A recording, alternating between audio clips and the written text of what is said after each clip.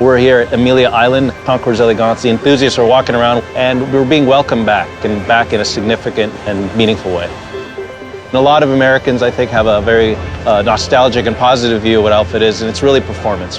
And every point of the car is like that. The interior, the design, the handling, the way it speaks back to you. When you look at it at the end of the day, it has roots in racing, roots in beautiful design, but it's that visceral connection with the driver that really matters. The driver's in the center of everything that's going on, and the car is telling you what it's going to do. The sounds, the way the car loads up, even the way the seats are designed so you can feel everything.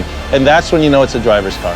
And it comes from the true, I would say, the skunkworks spirit, that's always been there at Alfa. It's a very Italian car, engineered in Modena, designed in Torino, built in Cassino. So it's really kind of touching on all the best parts of Italian history, but now coming back.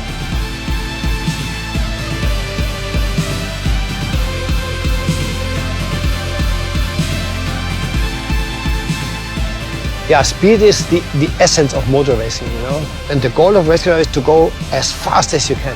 My dad taught me to drive a car with 9 years old. And obviously this fuel infection hit me pretty early. And for me, when I was like 10, 11, there was no other choice to become a race car driver.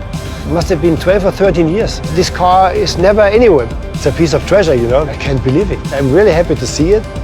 When I tried to sit in today, I saw the steering wheel, which is another one now, because I remember the steering wheel, but had all the suspension on and everything and the pedals, This engine was a fantastic engine. Smooth, 12-cylinder, great sound. And this is a sound I will never forget in my whole life. It's a day, Christmas, New Year, birthday, Easter, all together. Perfect. Thanks, Alfa Romeo.